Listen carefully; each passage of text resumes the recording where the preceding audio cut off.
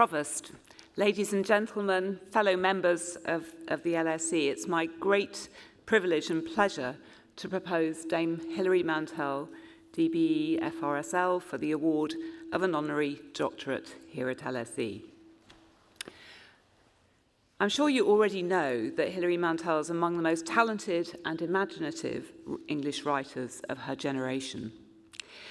What some of you may not have known before today is that Hilary spent her first year as an undergraduate studying law at LSE. She's described her year at the school as one of the most vivid times in my life and wrote about it in both her novel, An Experiment in Love, and in her memoir, Giving Up the Ghost, in which I'm happy to say as a member of the law department, she remembered her course as engrossing. The rattling down at heel overcrowded buildings, she added, pleased me better than any grassy quad or lancet window.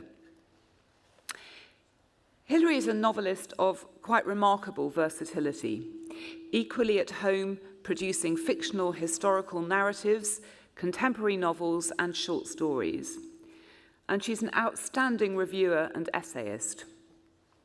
Her early novels include A Place of Greater Safety, published in 1992, an epic account of the events of the French Revolution that won the Sunday Express Book of the Year award, and An Experiment in Love, published in 1995, about the lives of three school friends who arrive at London University in 1970. Her other works include The Giant O'Brien, published in 1998, a book with a further local connection. The giant's skeleton hangs in the Hunterian Museum round the corner on Lincoln's Inn Fields.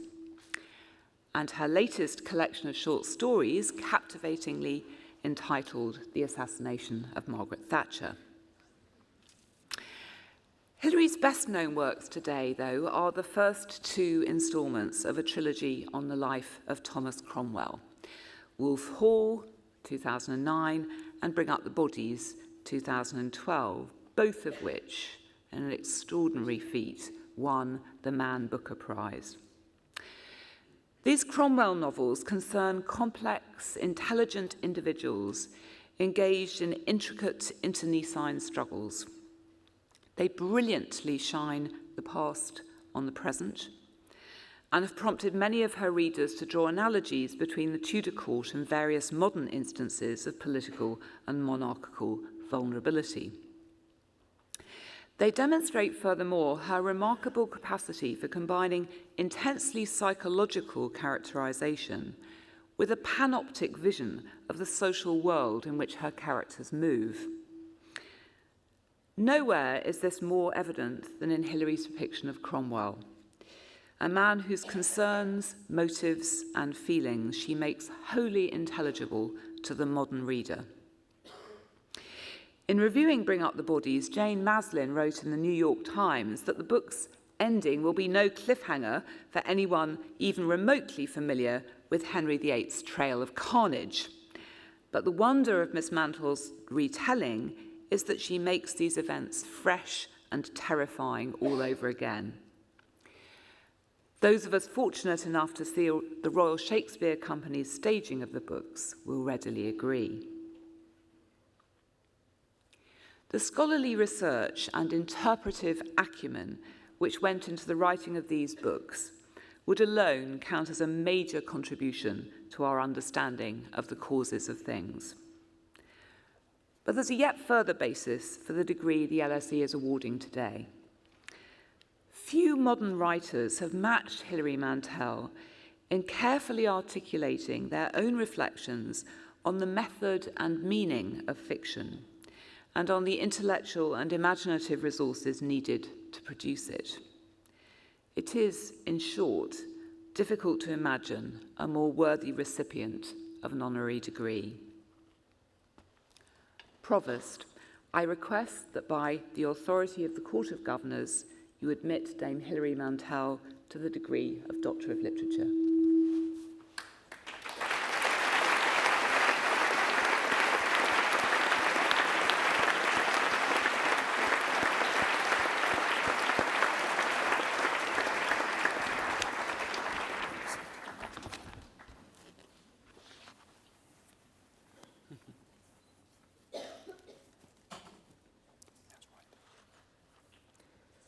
By authority of the Court of Governors, I'm delighted to admit Dame Hilary Mantel to the degree of Doctor of Literature.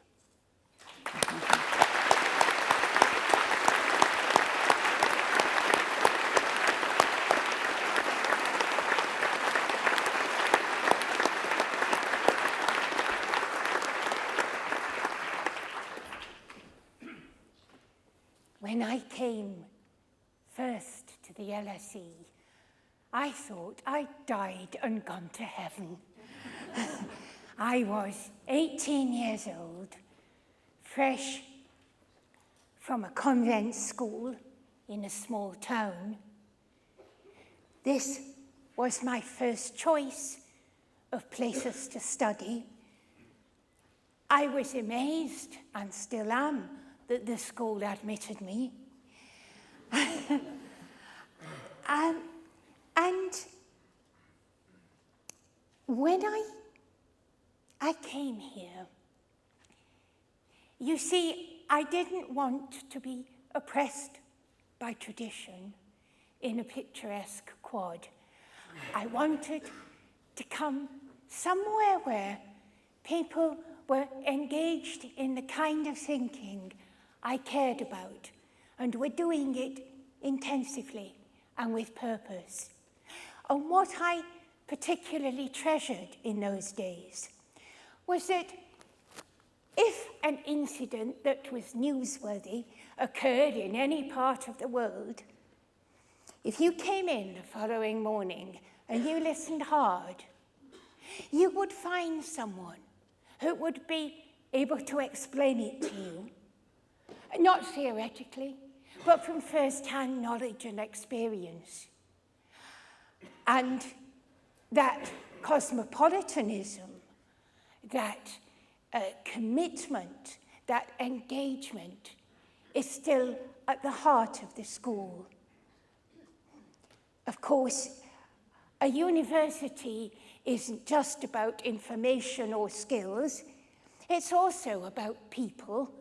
And there again, I have to thank the LSE. When I went to my first tutorial group, accident of the alphabet put me next to a student called Christian Levitt, later Christian Bevington, who is here as my guest today. Christian went on to make a distinguished career in the law, as I did not. And she has been to me a model and a mentor. So I have to thank the school for one of the most important and nurturing friendships of my life.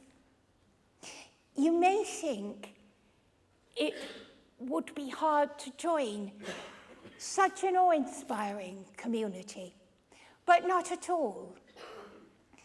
You went along to the library, and as you turn the corner, a great sea of briefcases washed towards you down the corridor. And you flung your bag into the waves, and that was it. You were inside. You were one of those people inquiring into the causes of things.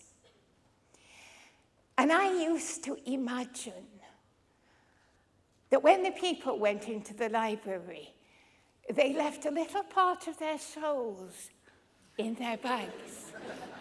And so you would hear them, a sort of polyglot murmuration and whisper, running over statistics or citing precedents from case law. It's no doubt because briefcases talk to me that I am more suited to be a writer than a lawyer. But since then, I have heard those murmurs from the ambassador's diplomatic bags, from the secret drawers in the writing boxes of kings, and from the portfolios of ministers. But it began for me here. This is what took me out of the parochial and into the international. This is where I learned to think, to discriminate, to weigh evidence. I am still amazed that I got the chance to come to the LSE. I was delighted then. I'm delighted and honoured and privileged to be with you today and to be able to accept this degree. Thank you.